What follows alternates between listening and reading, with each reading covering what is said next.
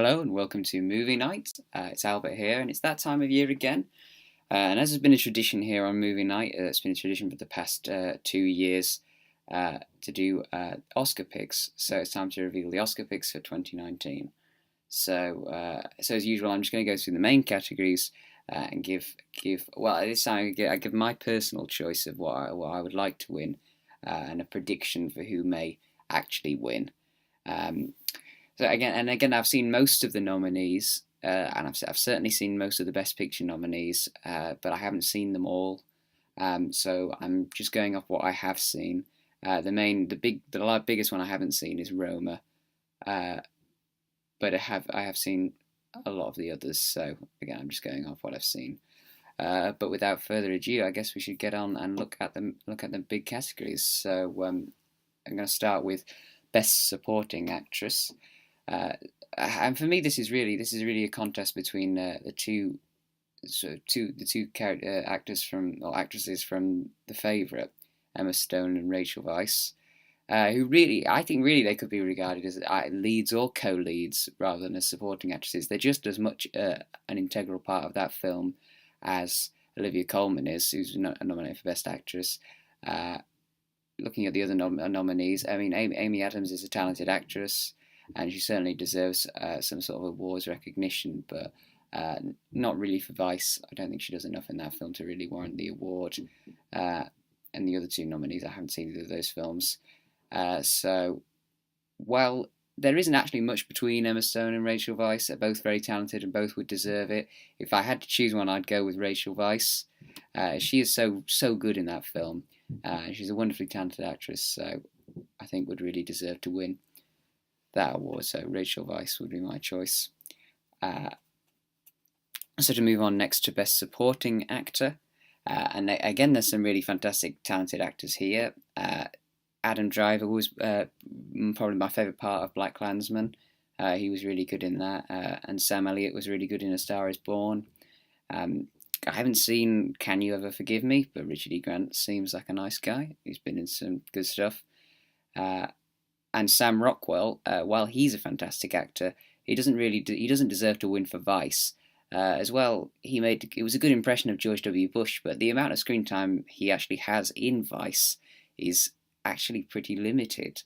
He's not actually in the film that much, so it's slightly strange to me that he's been nominated for that, really. But he's a really good actor. But my choice has to be of those ones. Mahershala Ali for Green Book. Green Book was a film I really liked. I really enjoyed. I thought it was very entertaining.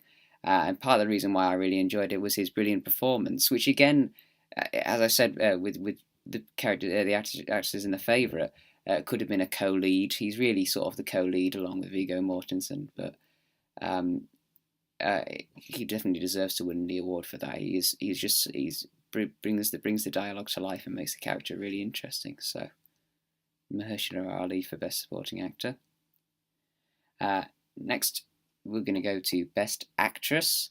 Now, last year I felt the best actress category was actually the strongest of the two main acting categories.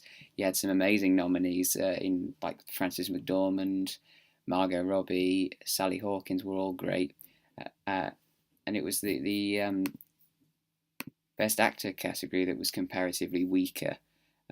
Gary Oldman sort of won it because there was nobody else to challenge him almost.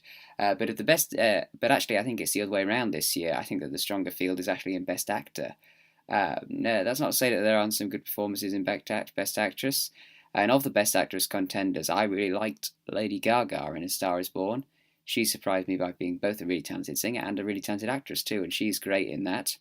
I haven't seen the other three, as I said. I haven't seen Roma, so I think it's not fair for me to judge that. I haven't seen Can You Ever Forgive Me, and I haven't seen The Wife. Uh, but for me, my personal choice has to be Olivia Colman. I really think she does deserve it for The Favourite. She is a fantastic actress. She'll always be Sophie in Peep Show for me.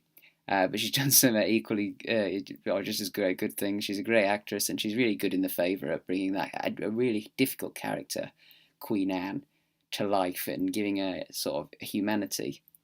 Uh, Making rather than just being the queen, she's a human character, which for me is a difficult job. and she does it really well. So Olivia Colman for Best Actress. So next, we're moving on to Best Actor. So as I said, I think Best Actor is a really strong field this year. So the only one of those I haven't seen is the Willem Defoe one. To be honest, I don't think most people would have seen it. Actually, one, it was a bit of a surprise nomination, but of the other four, they're all really deserving. Viggo Mortensen's great in Green Book. As I said, I really like Green Book, and I think part of the reason why is the great chemistry and performances from Viggo Mortensen and Mahershala Ali, both fantastic actors. And a film I really enjoyed. Bradley Cooper's fantastic in A Star Is Born. You think he's directing that and adapting it, writing the music, and being a fantastic actor in it as well. Deserves the credit for that. Christian Bale, while Vice, I didn't think was the most amazing film of the year. He completely embodies Dick Cheney in it and is brilliant in it. Both physically and in terms of his acting. And Rami Malek is, completely embodies Freddie Mercury in Bohemian Rhapsody. So any one of those would really deserve it. I'd be happy for any of them, any one of those to win. If I have to make a prediction after his success at the BAFTAs and at the Golden Globes, I think Rami Malek will do it. I think he's going to get Best Actor for that because it is a terrific performance in Bohemian Rhapsody, and he seems to be getting a lot of traction for that. So I think it'll be his chance to get it this year. So, yeah, Rami Malek for Best Actor. So next to Best Director. Now this is the category where I think that the Academy made pretty much the right choices elsewhere. But they did make a mistake in not nominating Bradley Cooper for A Star Is Born in this category. I think he definitely deserved a nomination for that. He did a great job on that film, and he did deserve the recognition. I'd have given him the nod over Adam McKay for Vice, or even possibly Pavel Pavlikovsky, although I haven't actually seen Cold War. But I'd have definitely given Cooper the nod over Adam McKay for Vice. Now, in this category, this is one where I have a personal choice and a prediction. My personal choice might be Yorgos Lanthimos for The Favourite, because I think he did a really good job on that. But if I have to make a prediction, it would be Alfonso Cuarón for Roma. All the traction seems to be giving him a good chance of winning in that category from everything else that we've seen in the BAFTAs and other awards ceremonies. So, personal choice, Yorgos Lanthimos. Prediction, Alfonso Cuarón. So, for Best Picture, the big category, this for me is the most difficult category. Last year, I had a clear favourite in the best film that I'd seen was Three Billboards Outside Ebbing, Missouri. But this year I'm torn. I don't have such a clear favourite as I did then. Of these list of films, the two I enjoyed most were Bohemian Rhapsody and Green Book, both of which were really entertaining and watchable, particularly Bohemian Rhapsody, which I saw a couple of times and really enjoyed, but Green Book, also really entertaining. In terms of Black Panther's nomination, it still baffles me as to why, really. I mean, it wasn't even the best Marvel film of the last year.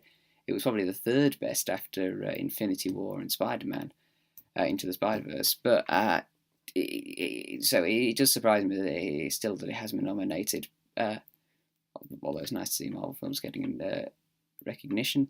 Black Klansman on that list as well. Entertaining, but nothing crazy. Vice as well was good, but not amazing. And I enjoyed A Star Is Born. And The Favourite would probably be a worthy winner as well. It's also a really interesting and good film. So as a personal, the one I enjoyed most out of those would be Bohemian Rhapsody. But as a prediction, it has to be between Roma and The Favourite. And based on Roma's traction at the BAFTAs and Roma's setting in Mexico is interesting, particularly with the president's attitude towards Mexico. Now, I'm not implying any way that Roma's not a valid film, but just that perhaps the Academy may want to be recognising a Mexican-oriented film perhaps, but I'm not in any way implying that Roma isn't a valid film because I haven't seen it and I'm sure it's very good. So if I'm going to make a prediction, I actually think that Roma will win. I think that Roma will win Best Picture, but to be honest, it would be that between a fight between that and The Favourite. And personally, I would choose The Favourite of those two as a worthy winner. So yeah, Roma for Best Picture. So just before I go, just in terms of just have a quick look at the other categories. For Best Animated Feature, I'd have to go for Spider-Man Into the Spider-Verse. Easily the most inventive and visually impressive animated film I saw this year. It's a lot better than something like Incredibles 2 or Isle of Dogs. So and it's had success at the Golden Globes and the BAFTAs, so has a very good chance. I've got my fingers crossed for them. For Best Original Song and Score, I'd go with A Star Is Born, personally. I really like the music in that film. Bradley Cooper deserves credit for the work he's done on that, as well as Lady Gaga, so hopefully that'll do well in those categories. And for the Screenplay Awards, original screenplay will probably go with A Favourite. I think that's fair enough, although Green Book would be a choice I would like to see. An adapted screenplay, I'd imagine, would go with Black Klansman. So, which is I wouldn't be too upset about, really. That would be my prediction. And finally, for the best cinematography award, I'd imagine would be going to Roma. So that would be my prediction for that. But thanks for watching. I'll be keeping my eye on the Oscars to see which films do well.